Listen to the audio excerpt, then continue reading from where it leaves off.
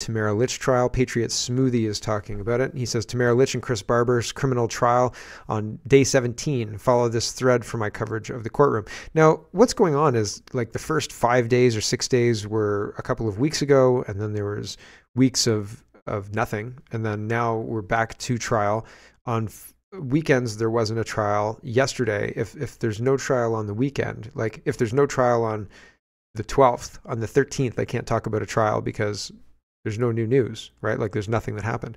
So I talk about things every day. People were telling me yesterday, like focus on the trial, focus on this, focus on that. And I think that it's interesting, like every single day is different news because of the nature of weeks, right? People usually take the weekends off. I don't usually, but a lot of people usually take the weekends off. Courtrooms certainly take the weekends off. And so like things that are happening on the weekends are different than things that are happening during the week. And international news as it applies to Canada is important, I think. And I think that coverage of something like Israel, I think people would be asking me why I'm not talking about Israel if Israel was something that was important. And so it's interesting. It's interesting the feedback I'm getting because I'm just trying to, I don't know, give an idea of what's going on as far as I understand it. And if my understanding is incorrect, then point me to a better resource. But I think it's funny, the people who don't want me to talk about it because I'm not informed, but they don't point me to a better resource, or they don't give a specific example of what I'm not informed about. But then, like, I've had a friend say, I said, what legal authority or right do any group of people have for this land? And he suggested that the Old Testament was all the legal documentation that was needed. And I said, well, like, as far as I'm concerned, that's not a legal document in this situation. And so like there are people who have very strong opinions about it, and that's fine, but I'm not going to just change my show because you have a strong opinion about it. Sorry. Anyway, back to the Tamara Litch trial. And like I think that international news as it applies to Canada is as valid as Canada news, just local Canada news, politics news, etc. And especially because a lot of what's going on is bad policy that is handed down from puppeteers outside of Canada, the United Nations, the WHO. Some would say China, some would say Israel, some would say the WEF, some would say, you know, like there's so many competing interests. So like ignoring all that, that's not what this show is. So if you want that show, I don't know, go watch True North. Anyway, back to this. The trial was ongoing and it was originally scheduled to end last Friday. So far, we haven't even finished the Crown's case. Tamara and Chris potentially face a 10-year sentence if convicted. The evidence we've seen doesn't support that possible sentence. I struggle to see if it justifies this proceeding at all. It does not. It doesn't. I feel as though the right to protest in part is on trial here. Our rights need to matter all the time, not just when it's convenient or simple. Our rights are only as strong as we are upholding them. We are in session. Zexi Lee takes the stand for the Crown. We're going to talk about Zexi Lee in a minute. Well, that's why it was doubled up. And he says here, again, I don't want to listen to too much Trudeau because I can't stand his voice either. But in the context of the Zexi Lee trial, in the context of the Freedom Convoy and the Chris Barber, Tamara Litch trial, in the context of having Zexi Lee on the stand, in the context of freedom of expression, free speech, and all of the rest of that stuff, Justin Trudeau comes out and says he is in support of freedom of expression. Here we go. Here's what he says. And it's, again, so far away from his actions that it's laughable, right? And people are reacting as if what he's saying is so out of touch. He has no idea what he's talking about because what he's describing is not how he's acted. Okay, here we go. Now, more than ever, we have to unite.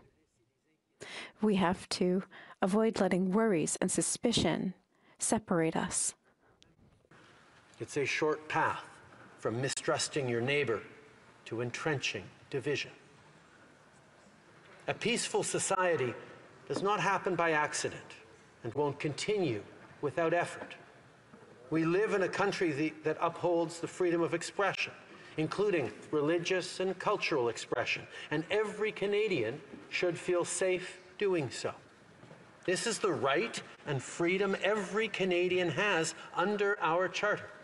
Canadian liberty is not about taking away the freedoms of others, but living in a way that expands and strengthens freedom for everyone. Unless you're a trucker protesting the COVID, the unconstitutional COVID rules, like mandatory vaccines and preventing travel and all the rest of it, all the things, all the laws that he violated. Here's Zexi, the Zexi Lee section. Oh, Rexy, you're so sexy. I loved Empire Records. It was great. Okay. Robert says Zexi Lee has 2 Ottawa police service officers escorting her into the courthouse, large men for what it's worth. And with her in the courtroom during her testimony, I think this is some sort of security escort. So that's an interesting situation. Here is Wiretap Media. He says the political trial against Freedom Convoy protesters Tamara Litch and Chris Barber is back in session. And in a bold move, the Crown calls upon an unreliable Zexi Lee to testify against them. Here's a gem from Wiretap Media archives. So this is talking about how the Freedom Convoy was kind of like The Purge, like the movie The Purge, that violent movie where people go around in roving bands and murder people because there's no laws and they can't be held accountable for that during the Purge, right? That, a false equivalency to say the least, right? Because that is absolutely not what was happening. But Zexi Lee was there to build the narrative that this is some kind of insurgency or terrorist event or something to that effect, which it absolutely was not. Okay, here is that exchange. Just let me know if this is correct, what you said. This is how you described the protest. It was insane. It was the strangest Twilight Zone purge scenario where people weren't quite purging, but the opportunity was there because there was just no laws being enforced. So it was this crazy, crazy thing with hot tubs, with right-wing extremists, and then right-wing moderates as well. And then your confused average grandmother saying, oh, isn't this really a great time? I wonder what the air raid sirens are for. Those are your statements, is that right? Yes, that is correct. Okay, and when you say purge scenario, for the folks at home as well as anybody here, I take it you're referring to the film series The Purge, right?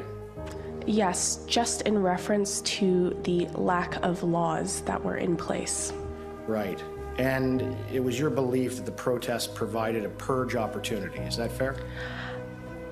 I would not say that the protest or occupation provided a purge opportunity, but where people weren't quite purging, but the opportunity was there. Those are your statements, is that right? Yes, that is correct.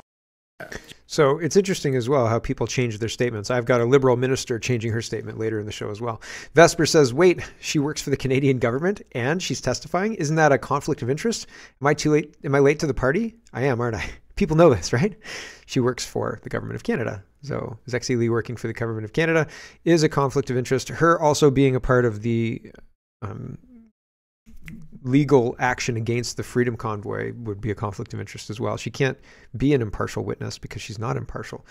I don't know. There's probably some kind of legal procedural argument against allowing her to testify, but possibly that was made already and lost, and we're seeing this as a result of that loss. Here is Rising Warrior, and they say, are these photos of the same person? When the lawsuit was first announced, the photo on the right is what was used. So this was the original Zexi Lee, and then after that, the person on the left is what we know as Zexi Lee now. So that's interesting, don't you think? Here is Super Spreaders, and they say, who is Zexi Lee, the hero of the radical left who single-handedly created a class action against the truckers and won the injunction to stop the horns, is a mysterious figure appearing out of nowhere, no real media history.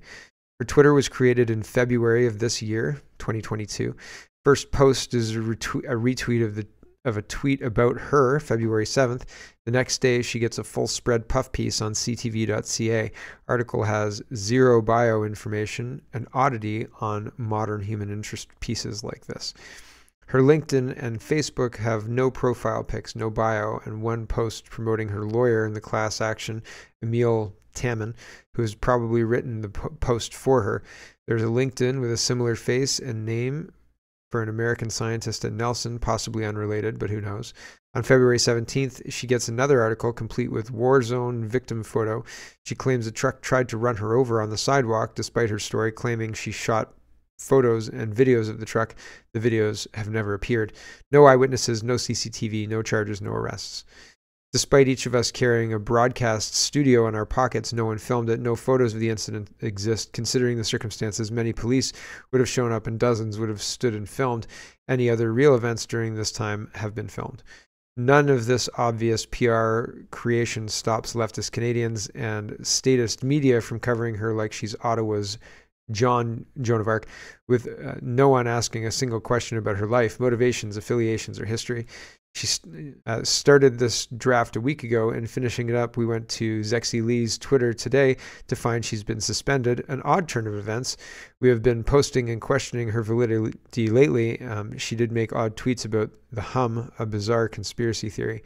Zexi Lee brings to mind the false testimony before Congress of another pretty young foreign national, Naira. In the lead up to the Iraq War, she testified that Iraqi soldiers were throwing incubator babies to the floor. She turned out to be a political PR creation.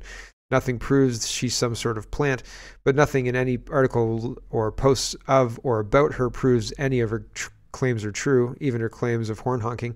Horns stopped in residential areas after work hours long before the injunction. Now she's gone as quickly as she arrived. Well, not quite gone. She's around. Here is Super Spreaders again. Zexi Lee, the sweet Ottawa girl who was harassed nonstop by those smelly truckers, right? Or a foul-mouthed Karen who roamed the streets looking for trouble. Her testimony today is trying to walk back her most salacious accusations. Good thing we all have cameras. Here we go. I'm kind of just a normal person. Prime Minister. A lot of other normal people, like me.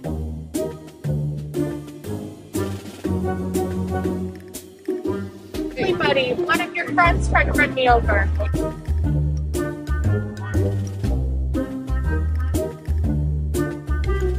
Get your vaccine. I am a normal person. Do your job. I do have my vaccine. I'm a normal person. I'm kind of just a dude. Okay. You know who I am? I'm fucking suing you, so. I was just your average, apolitical citizen. And fuck off. We love you. So back to my point. I'm a normal person. Any more than my city. It's not your city. Go back to It's not your city. We, the normal people, because we're just people. I am seriously just a normal person. 2 of my sons are dead because of this. No, they're not. As I can't emphasize this enough, a normal person. Right? There's something suspicious about that. Now, it could be the way it's cut. Here's Zexi Lee talking about throwing eggs at truckers. Honestly. So, here we go. And because of this closeness I heard a lot of their stories, and more so, I heard a lot of their frustrations. And as egg throwing began to occur from my building, I felt that, you know, we really needed a medium to at least express what was happening to us so that we could feel at the very least heard and maybe diffuse some of the tensions. Can you describe what you mean by the egg throwing? Well, you know, there were very large trucks parked everywhere, and in some of these instances, they were parked right next to some high-rise condo buildings. And as a result, some people may have gotten some cartons of eggs and, you know, had their little retaliation in frustration, because really, what else could they do? And when that incident occurred, I remember the police actually came to my building to inquire about the egg throwing, as a complaint had been made by the truckers. And I remember that I felt it as an affront, and that a lot of my neighbors felt it as an affront as well when they were investigating something like this in the light of everything that was happening to us and what they were really ignoring in a lot of their statements and releases to the public. So Zexi Lee admits to to her neighbors assaulting truckers with eggs, throwing eggs at people. Is that assault?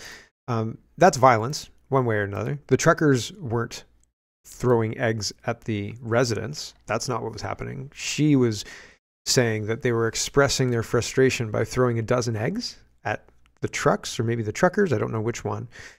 All of that's not great, right? That's not good. That's not a good situation to be in. and she's trying to claim victimhood. The things that were happening to us were being ignored by the police, and they were investigating us throwing eggs. And that I don't think was appropriate. Really? Are you kidding me?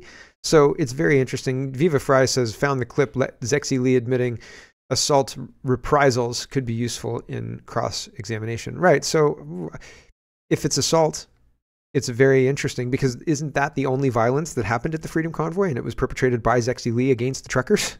As a result, I decided to organize a meeting with a number of residents in my building, with some Ottawa Police community liaison officers, just so we could have a recorded account of what our experiences were, and really to, again, diffuse the tension and really concretely say, you know what's happening here. We are telling you this is our experience, and we really desperately need help, because things have gone on too long, and the residents, honestly, they had wanted to fight back because they felt that nobody else was doing anything for them. And it doesn't justify what she's saying does not justify their actions at all. And I mean, I don't know if she's just ideologically captured, or she's just saying what she's told to say so she doesn't see it, or if she really doesn't see it. I can't imagine that you don't see it. So there's that. Here is Pierre Poilievre, and he is talking with a journalist who's trying to get gotcha moments. The journalist tries to call him Trumpian, tries to call him alt-right. I'll show you that part. The overall conversation is talking about the Blue Seal. The beginning part of the conversation is talking about Blue Seal health. And the last part of the conversation is talking about, I can't remember what it's talking about at this point. Hold on, I'll just cue it up. Okay, the last part of it is drugs. They talk about drugs and how to end the scourge of the fentanyl and treatment and all the rest of it. And Poilievre comes out strong in support of treatment and shutting down safe supply, et cetera, et cetera. But here, I wanted to show you this. This is long practiced. This is Pierre Poilievre has been asked questions like this in prep for questions like this in public. So his team will try and get him to engage in talking about somebody else calling him a name. And he has been practiced in how to counter that particular tactic. And the news reporters haven't caught up. Okay, here's an example. Okay. On the topic, I mean, in terms of your sort of strategy currently, you're obviously taking the populist pathway. What does that mean? Well, appealing to people's more emotional levels, I would guess. I mean, certainly you tap very strong ideological language quite frequently. Like what? Left wing, this and that, right wing. I mean, it's that type of ideological thing. I never really talk about left or right. Anyways, I don't really believe in that. Okay. A lot of people would say that you're simply taking a page out of the Donald Trump book. Like which people would say that? Well, I'm sure a great many Canadians, but... Like who? I don't know who, but... Well, you're the one who asked the question, so yeah. You must know somebody. Okay. I'm sure there's some out there, but anyways, the point of this question is, I mean, why should Canadians trust you with their vote, given, not just the sort of ideological inclination in terms of taking the page out of Donald Trump's book, but what are you talking about? What page? What page? Can you give me a page? Give me the page. You keep saying in terms of turning things quite dramatically in terms of Trudeau and the left wing and all of this. I mean, you make quite a it's quite a play that you make on it. So I'm not sure. I don't know what your question is. Okay, then forget that. Why should Canadians trust you with their vote? Common sense. Okay. So he ran him out. He was the journalist was saying, "Why are you so Trumpian?" And Pierre Poilievre said, "What about me is Trumpian?" And he said, "Well, you know how you're Trumpian." And he said, "No, I don't. How am I Trumpian? Please tell me how I'm Trumpian." "Well, you know how you're Trumpian. You use lots of populist language. Which populist language do I use? You know." So it's very weak. The news guy was completely unprepared for Pierre Poilievre to not agree with him that Pierre Poilievre was a populist using Trump-like language to appeal to the ultra-right wing, right? Like, he didn't get into an agreement, or to disagreement, excuse me, he didn't get into an argument with the guy. He just asked him to validate his own statements. Can you prove what you're saying? Do you have anything to back up what you're saying? Who says that? Who says that thing that you're accusing other people of saying? So this is well done. This shows preparation. It shows that he's ready to do what he's supposed to do with regards to not engaging with crap like this. It looks strong. People will like it. So there you go. I'm just showing you. This is a strong presentation, although the apple eating I could have done without, I guess.